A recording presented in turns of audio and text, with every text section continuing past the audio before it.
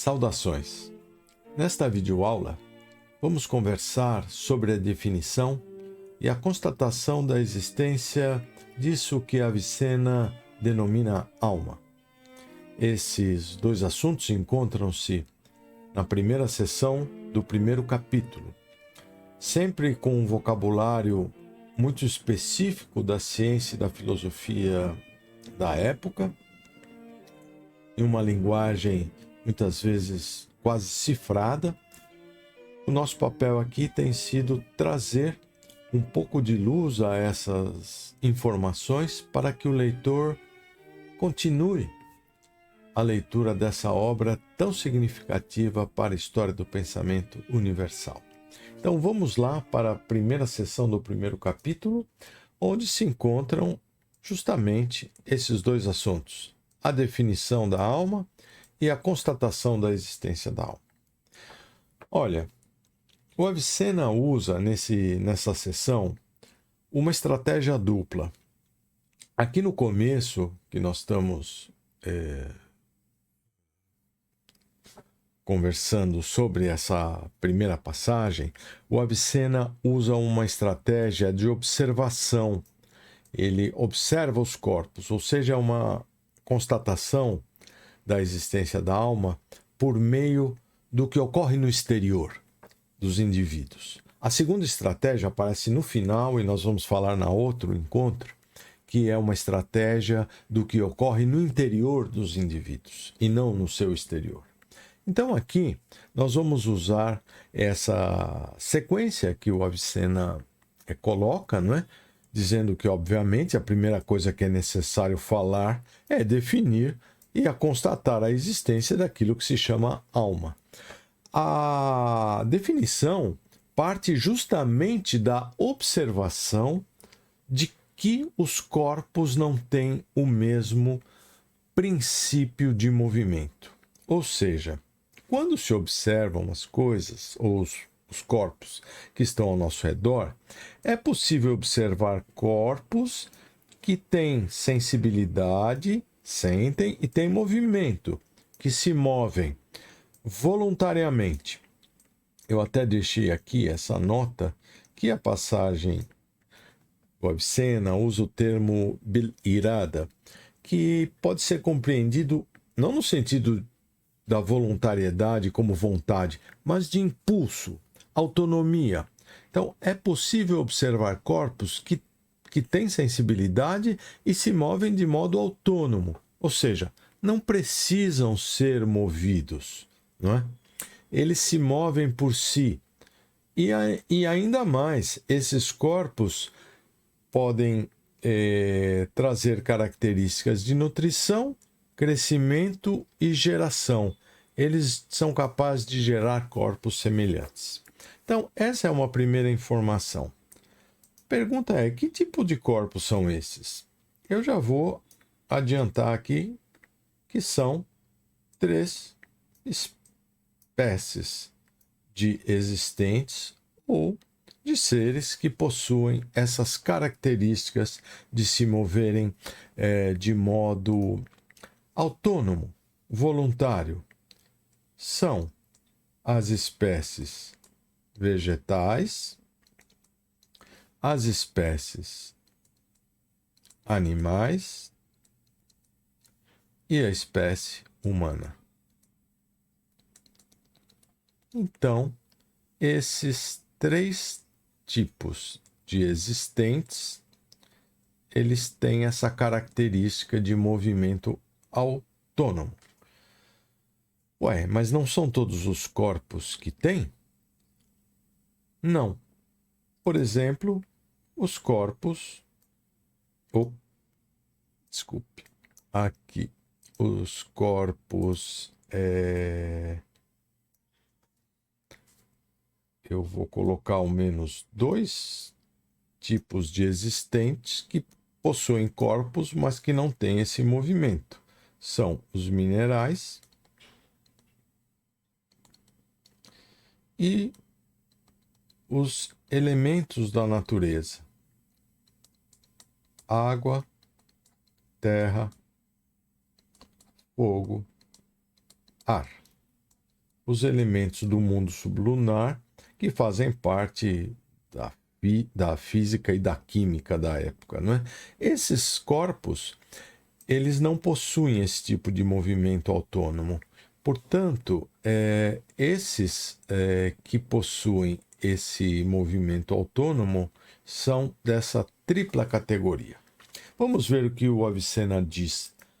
Ora, isso que faz com que os corpos se movam de modo autônomo não pode ser devido ao seu corpo, só ao corpo. Por quê? Porque há corpos que não têm esse movimento e, portanto, a corporeidade não pode ser o princípio do movimento. Deve haver, para isso, nas essências dessas três espécies de corpos, princípios que não são a sua corporeidade. Assim, a coisa da qual procedem essas ações, que estão nesses três tipos de corpos, tudo aquilo que é princípio para a procedência dessas ações, sem que haja a ausência dessa autonomia, é o que o Avicena denomina alma. Então, a definição de alma para Avicena é esse princípio de movimento autônomo. Não é? Esses corpos são os corpos animados. E esses outros que eu mencionei aqui embaixo, minerais e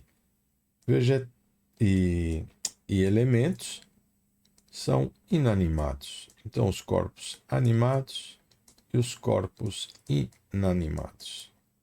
Os que são animados possuem alma. Os que não são animados não possuem alma. Essa ideia, portanto, é uma ideia que parte dos estudos de biologia, não é? E não tem propriamente a ver aqui com espiritualidade. Portanto, a definição de alma é simplesmente a definição desse princípio motor, não é? Então, qual que é o que a gente pode aqui perceber, não é? É que junto com a constatação da existência desse algo, é preciso defini-lo, né?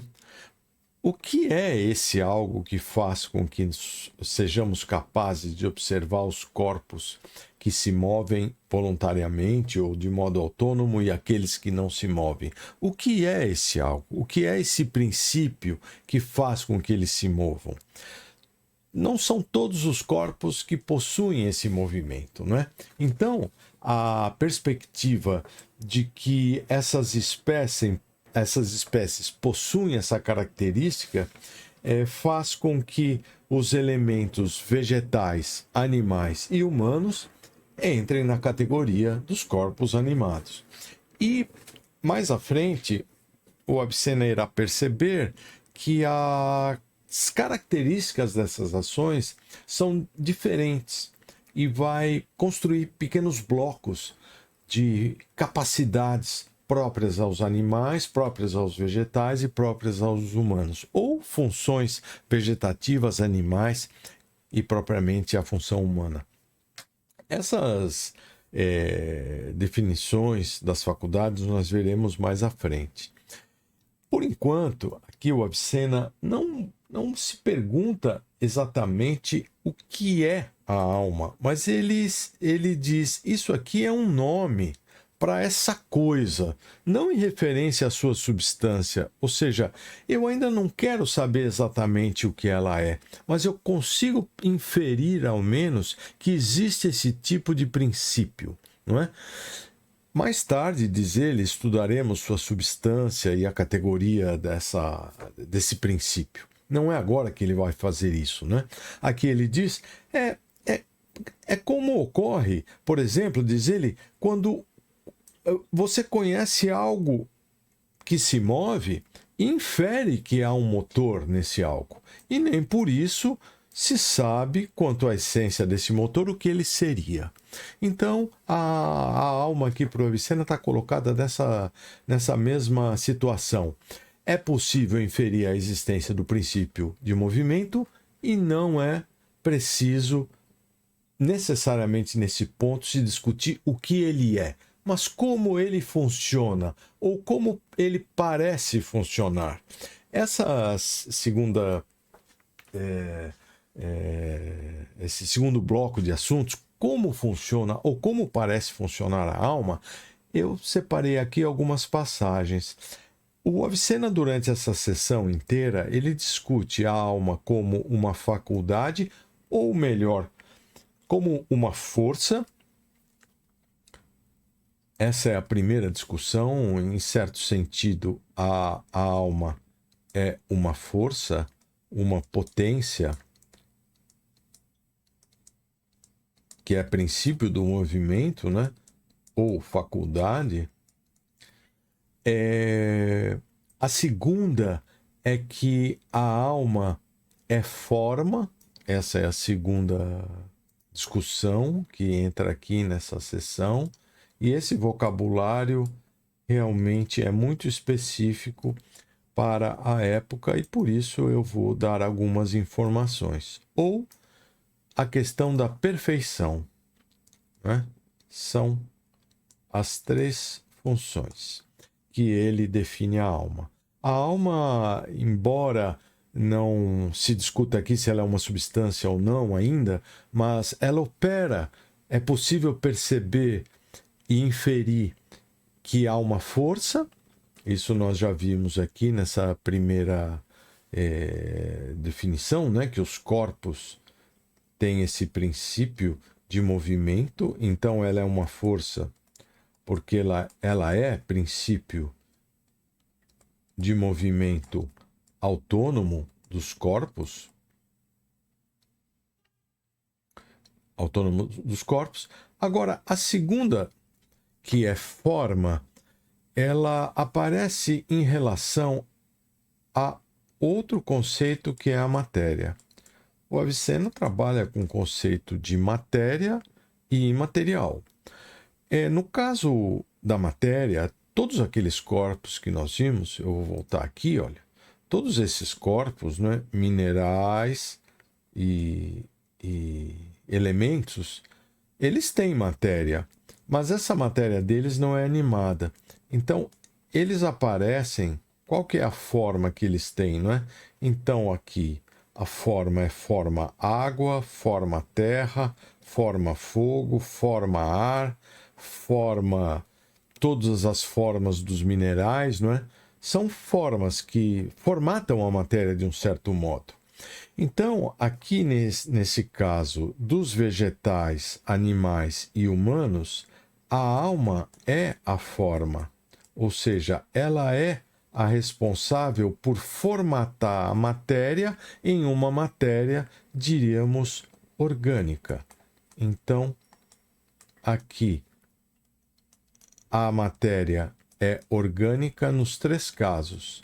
Esses organismos só conseguem atingir esse nível porque existe a atuação anímica na matéria. Então, a matéria é, nesse caso, formatada, não é? Pela alma para se transformar num organismo. O que significa, então, que a matéria aqui, nesse caso, é a forma, né? Então, a alma é forma da matéria. E, por fim, existe a discussão de que a alma como perfeição. A relação da perfeição não é, portanto, quanto ao indivíduo, mas é quanto à espécie. Então, os gêneros que possuem várias espécies, gêneros vegetal, animal e humano, eles são aperfeiçoados justamente por causa desse princípio que é a alma. Então, a alma é a alma é a que aperfeiçoa a espécie, dá as feições àquela determinada espécie. As espécies. Essas são os 3 fatores que estão nessa discussão, e ainda assim o Avicena não definiu a alma como uma substância. Será que ela é algo que subsiste por si própria ou não? Isso será feito mais adiante. Então, aqui eu separei. Então, ela é forma em relação à matéria, é fim e perfeição em relação ao todo, e é força, como nós vimos lá. A definição que está aqui, não é?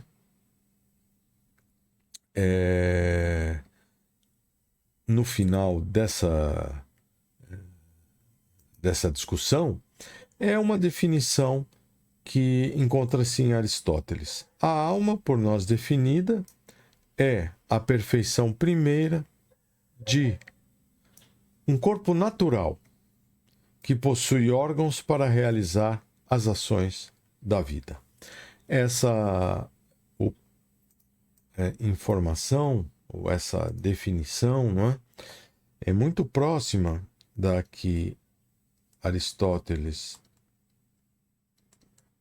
usa nas suas obras de filosofia e também de biologia, não é? E o Avicena segue esse princípio, não é?